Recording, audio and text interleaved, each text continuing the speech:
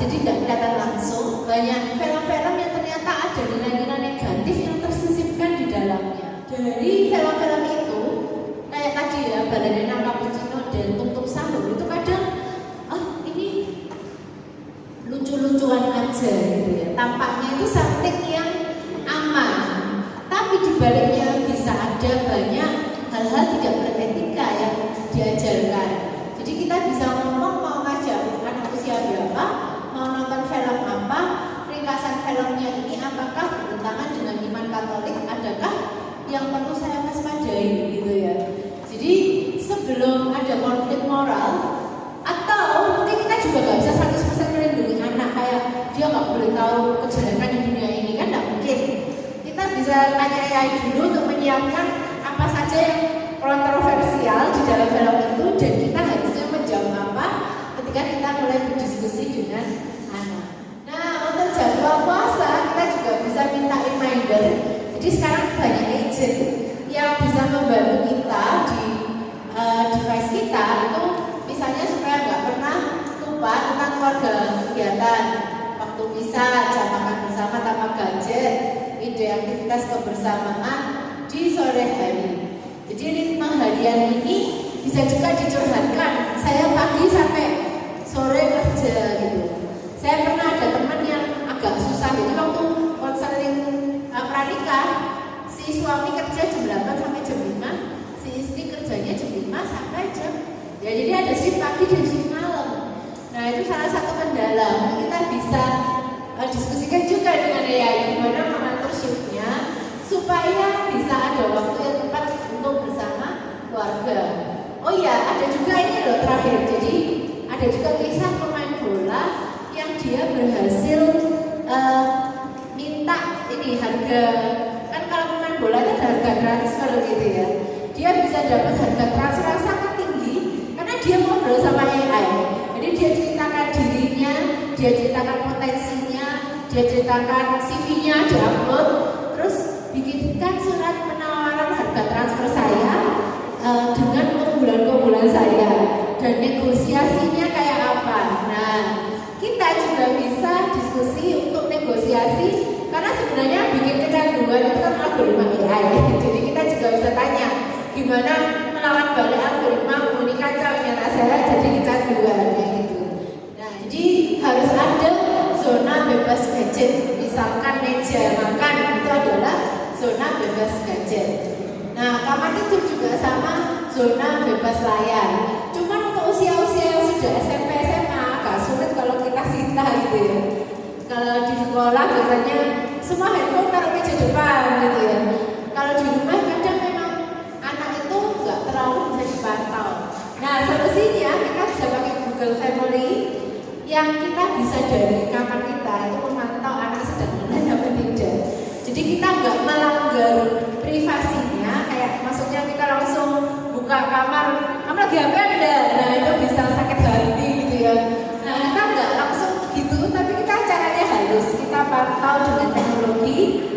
Terus kita besok bisa tanya, kamu kemarin tidur jam berapa gitu ya.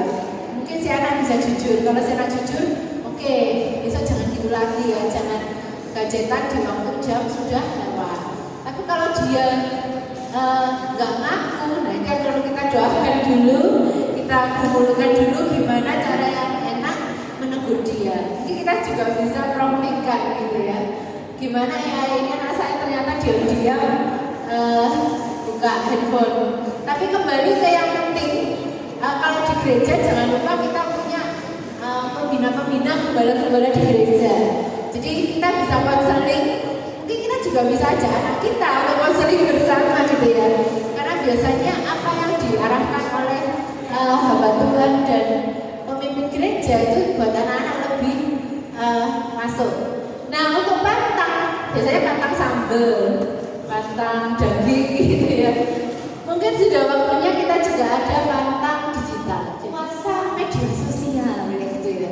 Itu mungkin bisa terjadi di masa depan. Jadi bukan nggak makan cabai atau nggak makan daging gitu ya.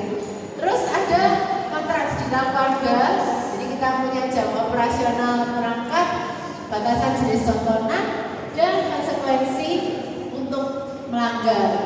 Nah di era sekarang memang dulu gampang ya, bapak saya jeglekin listrik, saya manut tidur. Zaman sekarang listriknya dijeglekin, dia bisa sambat di sosial. Saya mengalami mental damage karena kekerasan dari orang tua saya, kekerasan dari tindakannya mematikan listrik saat saya sudah bermain game. Ya ini jadi memang sekarang eranya sudah berbeda. Ya kita harus adaptasi karena kadang anak itu dapat info dari teman dari sosial media.